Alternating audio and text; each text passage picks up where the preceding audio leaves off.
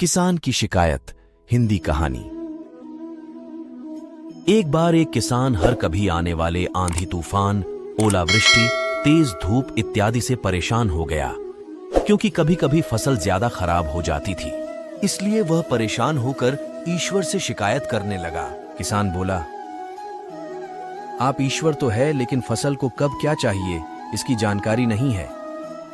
जिसकी जरूरत भी नहीं होती है वह भी देते रहते हैं। इसलिए आपसे मैं विनती करता हूं कि आप मुझे एक मौका दीजिए, मेरे कहे अनुसार मौसम कीजिए, फिर हम सब किसान अन्न के भंडार भर देंगे।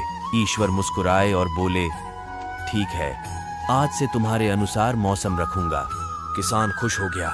किसान ने अगली फसल में गेहूं की बुवाई की। उसने जब चाहा तब धूप मिली, उसने जब चाहा पानी मिला। पानी की तो उसने बिल्कुल कमी नहीं आने दी। आंधी, बाढ़ और तेज धूप तो उसने आने ही नहीं दी। समय बीतने पर फसल बढ़ी हुई। किसान भी बहुत खुश हुआ कि इस बार शानदार फसल दिख रही है। किसान ने मन ही मन सोचा कि ईश्वर को अब पता चलेगा कि अच्छी फसल के लिए क्या क्या जरूरी है। फालतू में ही किसान को परेशान करते रहते हैं। किसान फसल काटने के लिए खेत पहुंचा। गेहूं के पौधे की बालियों को हाथ लगाया तो उसके पैरों तले जमीन खिसक गई। उसने देखा कि किसी भी पौधे की बालियों में एक भी दाना नहीं था। किसान दुखी हो गया और बोला, हे ईश्वर, ऐसा क्यों हुआ? क्योंकि मैंने तो सब कुछ सही किया और सही समय पर किया। इस पर ईश्वर बोले, हे प्रिय किसान, ऐसा तो होना ही था, क्योंकि तुमने इन पौधों को बिल्कुल भी संघर्ष नहीं करने दिया। इन्हें ना तो तेज धूप में तपने दिया, ना ही आंधी का सामना करने दिया। इन्हें किसी भी प्रकार की चुनौतियों का सामना नहीं करने दिया।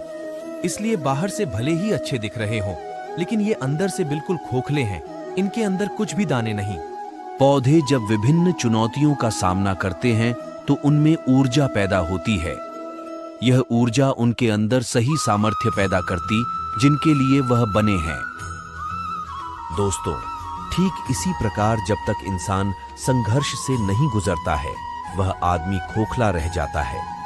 जीवन की चुनौतियां ही उसके लिए उन्नति के नए रास्ते खोल देती हैं और आदमी को मजबूत और प्रतिभाशाली बनाती है। इसीलिए आपके भी जीवन में मुसीबतें या चुनौतियां आए तो घबराना मत। यह आपको बिखेरने के लिए नहीं, निखारने के लिए आई है।